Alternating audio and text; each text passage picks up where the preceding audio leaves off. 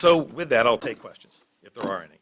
General, did Officer Dolan state at the scene what was the nature of which he was going after the three teens? John, look, I'm not going to try this case in the press.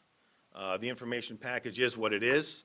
You can find additional information in the information package. That is a formal court proceeding. I am not going to comment on the details of this case or the facts of the case beyond what I've already said.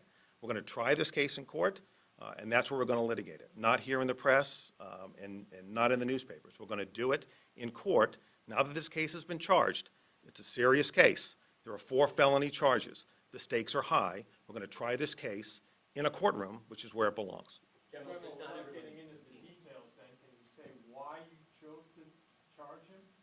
Because I believe, that under the circumstances and under the facts as we've determined them, I believe that his actions were not justified at that time and in that place, notwithstanding his occupation as a police officer. Now, we're going to have to prove that at trial. We're prepared to do that. Any update on Officer Dolan's current status with Pawtucket Police? I don't have an update on that, no. Just administrative leave as it stands last week. I don't handle administrative matters on the Pawtucket Police Department. We invest. Should I be able to? I understand, so when I'm done answering the questions you have for me, you can ask the chief whatever questions you have. But I don't handle administrative internal matters. We investigate crimes in this office, and when we conclude that we need to bring them, we bring them. And when we conclude when we don't, we don't. Is the use of force policy only for handgun discharge, or would it be for other forms of force as well? I'm sorry, Steve, I don't understand your question. If a police officer would use pepper spray, would that also qualify as a use of force policy, or is it only when they discharge a handgun? No, the protocol applies when excessive force, allegations of excessive force are made. Other questions? General, was part of your investigation speaking to Officer Dolan? Was he part of your investigation? Yeah, Tom, I mean, I think if you go look at the information package, you will see that in that information package, there's at least one statement by Officer Dolan. So, you can read that and draw whatever conclusions you want to draw. Again, our job is to put in that information package probable cause to establish that a crime was committed and the defendant committed it. That's what it is. It's a charging document. That's the way we charge cases in the state system. It's different from the federal system. So that's how we charge cases over here most of the time. But I'm not interested in analyzing those reports in the public space.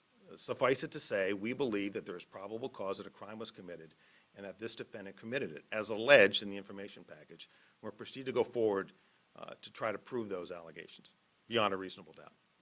Let me ask Chief Ron Hall some questions. You sure? If everybody's done with me, then I will stay beside. The investigation going to be the same if the guy was off duty or on duty? In terms, Same level of investigation, if the police officer was on duty or off duty? it's the same level of investigation every case that we do. We don't investigate less depending on whether the person's wearing a uniform or not. We investigate every case, in my view, appropriately to get to the bottom of what happened, and then we make whatever charging decision we have to make. Any other questions for me before I step aside? Okay, with that, I'll turn the microphone over to Chief Don Collins. Chief? Thank you, Attorney General. So I have a question. Councilwoman Melissa DeRosa said that she had made some complaints, and other residents had made some complaints about Officer Dolan in the past to you and to Mayor Gregory. Can you talk about what those complaints were and how they were handled? So today we're here to talk about the incident that happened last Wednesday. Any complaints that were made, part of an internal affairs investigation, are separate and apart from what we're here for today. But you're here now. Can you just answer those questions? We're here for today to talk about what happened last Wednesday. Again, any incidents that happened in the past were handled in the past. If incidents were filed as a IA investigation or use of force, they would have been thoroughly vetted at that time. Chief, not everyone, because of the fast-moving nature, has been able to see the document. So can you tell us, what was the detail and hours that he was working on last Wednesday? So anything part of the case right now is going to be part of the Leopold process, so I can't speak specifically to the details of the case because we cannot make any public statements regarding Leopold. Can you confirm, is Officer Dolan in Rhode Island? Is he in Rhode Island right at this particular time? Yes. I would have to, I'm not sure. I don't In know. Oklahoma? Well, Chief, why don't you let me take Okay. whatever statements, whatever questions you have about sort of the status of the case. John, my understanding is that he's not in the state of Rhode Island. The reality is that he will have to appear in Superior Court on July 16th. Now, look, you may have a question, why is he in Oklahoma? I'm going to tell you why. Well, I don't know why he's there, but I'll tell you why he was, from our perspective, allowed to go there.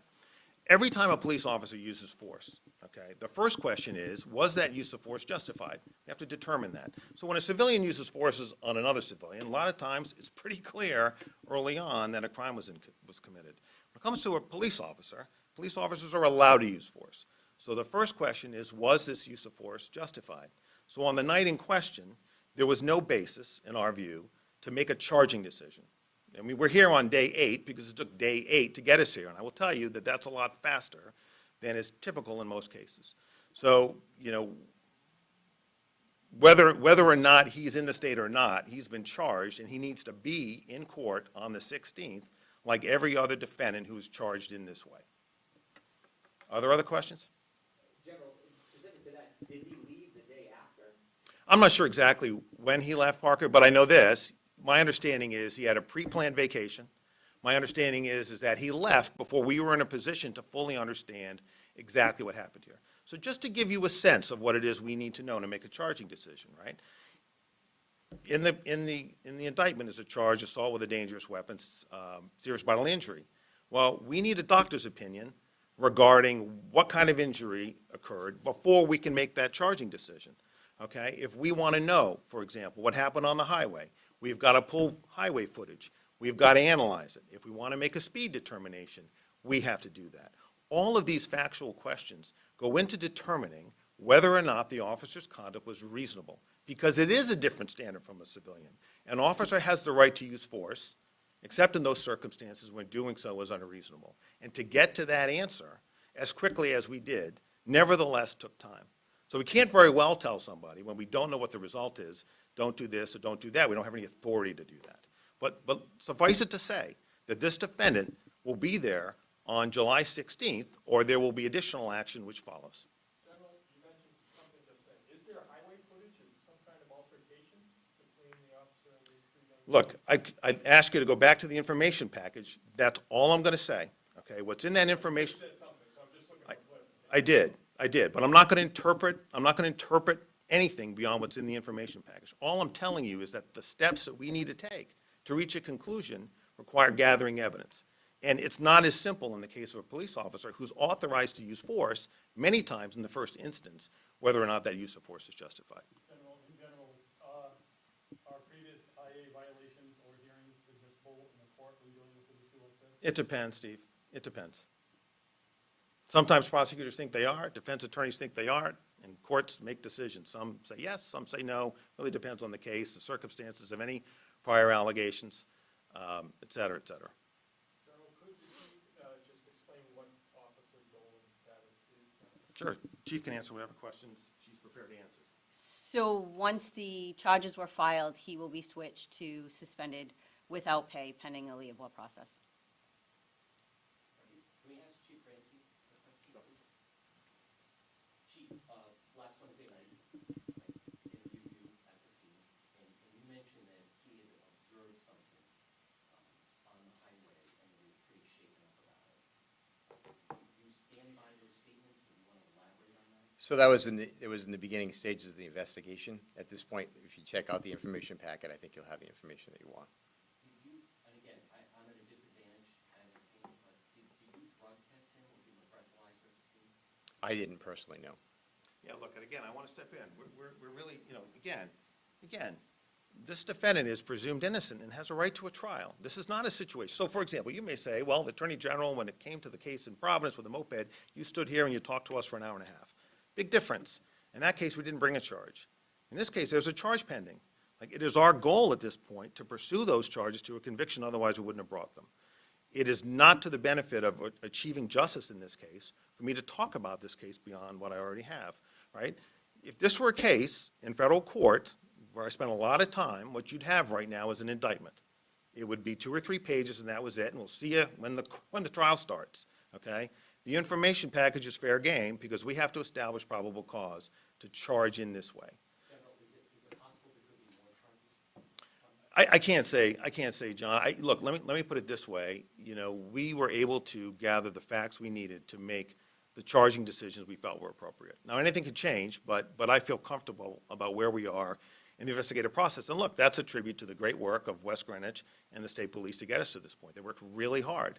They worked really hard. I mean, I think if you go back and look at that information package, you know, to an objective observer, doing that much work over that short period of time is a tribute to the men and women who did that work. Okay, anything else? All right, it's good to see all of you. Have a great rest of the day.